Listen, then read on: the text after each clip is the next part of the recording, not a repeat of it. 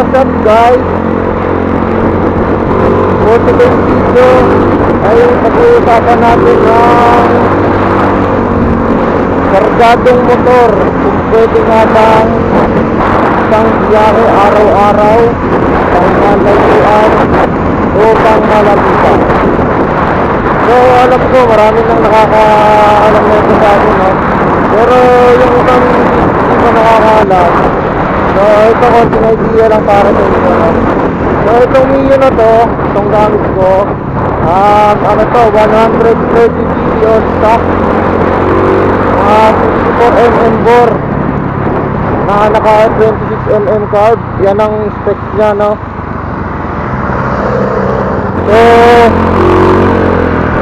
So obviously kargado na siya 130cc or 135cc, hindi ako sure. So kung nakikita nyo, ito nabiyahe tayo Lalamove. Ito ang gamit kong motor, kargado. So tinetesting natin kung maganda pa nga ba, ay kung maganda nga ba ang kargadong motor pang biyahe o pagiging talaga ang mga kargado. So sa mga nakakaalam, no, meron kasing dalawang klase ng karga, isang touring set at isang yung race bike na tinatawag, yung pang arera talaga, pang laro. So ito kasing gamit natin, ano lang ito guys, touring set. Yung baga pang overtake lang, yung tamang may power lang siya kapag may angkas, ganon. Yan. So honest review lang tayo, no? Sa ilang araw ko na itong gamit, from Cavite, Manila, ikot-ikot Manila, tapos balik ng Cavite. So kahit mainit ang panahon, kahit pabad ka sa biyahe, ganun pa rin, maganda pa rin takbo niya. Hindi siya nanlalata, hindi siya nagkakaroon ng problema. Yan, kung nakikita nyo guys, masyado siya responsible, diba? Pero sa mga gumagawa dito guys, hindi lahat ng kargado sirain. Nasa gumagawa din yan. Maraming magagaling na mekaniko dito sa atin guys. Talagang mamimili ka na lang. Pero para sa akin, pag ang motor mo kargado, tapos magaling ang gumawa, yan 100%, lalo kung touring set, 100% yan guys. Pwede mo ipang biyahe yan, pang araw-araw, pang long ride.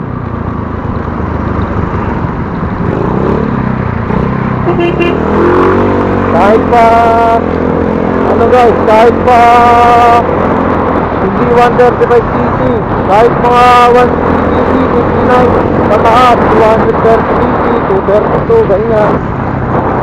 Basta magaling ang gumawa, basta maganda ang gawa guys, maganda yung build ng makina, yan, sureball yan, pwede yung ipang biyahe guys.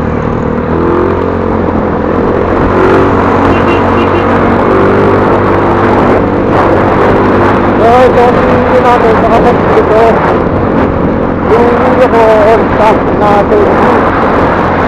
Ito 2016 model na 40 na naka 24 siya, yan. Yan. Ako nakikita nyo, para sa akin, honest review lang, mas maganda talaga siya kaysa sa stock. Mas komportable akong gamitin siya kaysa sa stock. Kasi unang-una, mas malakas, siyempre, mas malakas. Kahit may angkas ako, kayang-kaya niya kami, diba? Pangalawa, mas mabilis. Sa usapang biyahe, sa gantong biyahe Lalamove, siyempre mas mabilis mo madibilitor, mas marami kang makukuha movie. When? Hindi nga. Diba? At pangatlo, para sa akin guys, kahit panoorin nyo yung isang video ko na gumawa ako ng gas consumption test nito, mas matipid talaga siya sa stock. matipid ka ng dihamak sa stock. Hindi ko na kasi gaanong na-elaborate yung gas consumption test natin nun kasi hindi pa naman tayo gaanong kapitan sa pag-vlog eh. So, dun kasi pumapatak na 56.6 kilometers per liter yata itong motor na to. Hindi ako nagkakamali. I-compare mo naman sa stock ng Mini 30 na I think 30.4. Yan na yata ang pinakatipid niya. Diba malaking diferensya guys. Kaya dito sa pagbibiyahe ko, malaking tulong talaga itong matipid na gasolina, matipid na motor sa gasolina. Kaya para sa akin, ang gusto ko, ang masasabi ko lang talaga ay para sa akin, maganda talaga tong naka 54 na to. Kasi hindi naman siya pang karera eh. May power siya, may power. Pero hindi talaga full power. May power siya. Masarap na siyang gamitin. Kasi ito nga, pang biyahe. Yan. Pang araw-araw, pang malapitan. Tapos pang malayuan.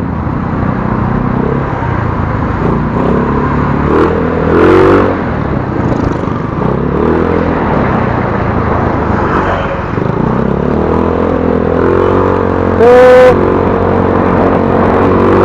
sasagutin ko kanina yung tanong natin ko noon. Kung pwede na bang kargadong motor na pang malayuan, pang araw-araw, saka pang malapitan. So, unahin natin sa pang malapitan. Matik, pag kargadong motor, siyempre, yung iba sa atin, iisipin talaga, pang malapitan lang. Pang malapitan lang, pang forma-forma lang, pang yabang lang. Yun ang iniisip ng iba sa atin eh. Marami sa atin na ganun ang iniisip. Yun ang akala nila. So, hindi ganun. Oo, pang malapitan, pwede. Next natin, pang araw-araw. So, sa nakikita nyo guys, ito, pang araw-araw. Pang araw-araw na biyahe, literal. Sa isang araw, I think, tumatakbo ko ng 200 plus kilometers sa pagbibiyahe ko dito sa Lalamove, no? So, wala naman siya nagiging problema. Ilang araw na siyang gamit ko. So, okay na okay pa rin siya. Yun nga lang, kumpara mo sa stock, mas mataas, medyo mataas ang maintenance nito, no?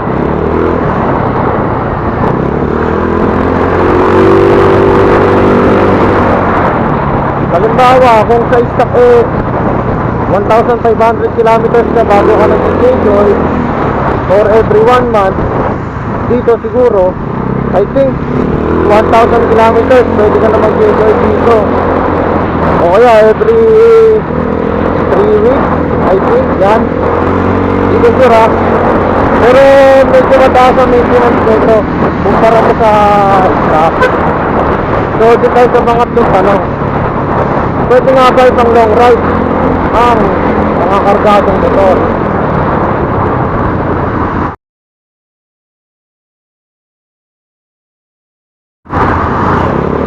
So, tulad na sinabi ko kanina, mayroon dalawang klase ng karga.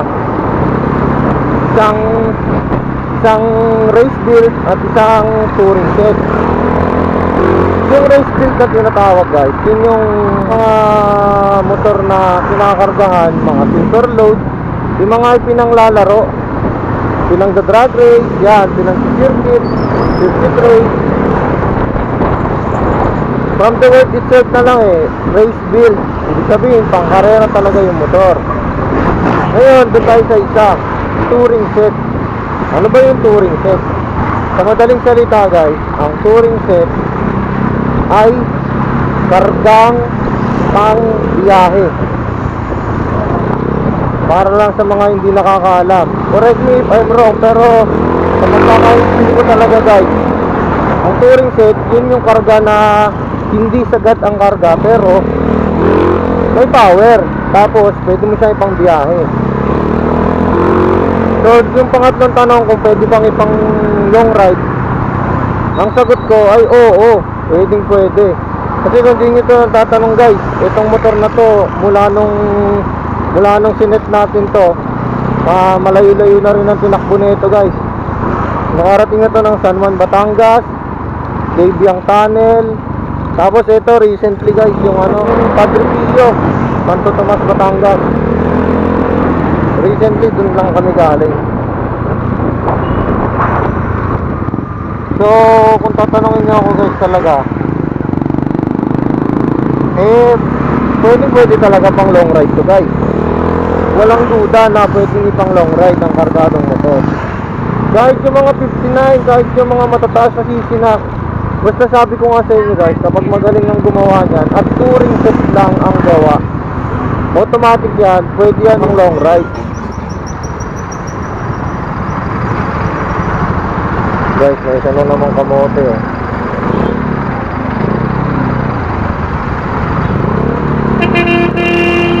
Kasi guys, itong build natin dito na touring set na 54, yung 135cc or 130cc, ano kasi ito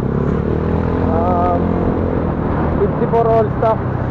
So kumbaga parang lang siya, parang 125 lang siya na stock, no, na naka-carb lang, ganun. Kasi as in all stock talaga to guys.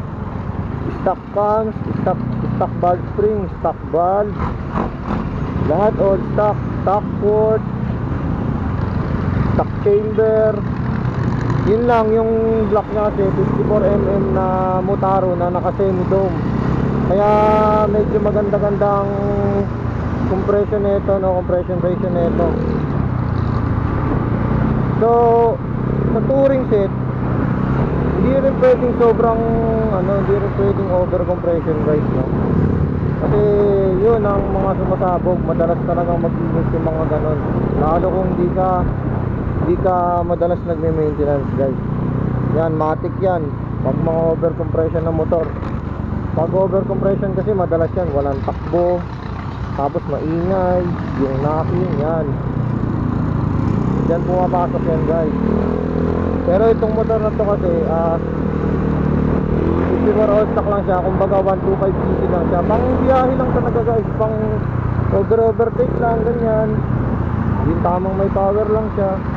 So guys, malapit na tayo sa unang drop off natin, no. Pakita ko lang sa inyo na ginagamit talaga natin yung milyon na to sa pang biyahe, para lang makita nyo. Ma'am Jo po.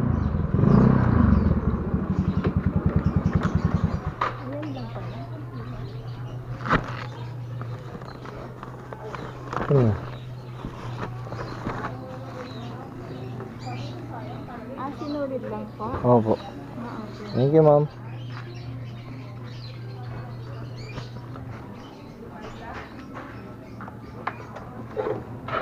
Kasi marami sa atin ang takot magkarga dahil daw masisira ang motor. Takot magkarga dahil daw lalakas lang sa gas.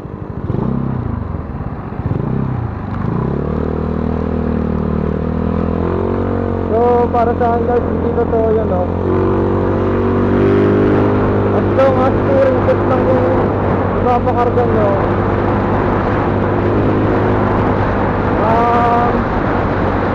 matik yan, pwede na talaga yung pangbiyayan. Pwede hindi yan basta-basta masira, lalo na magaling yung gumagawa.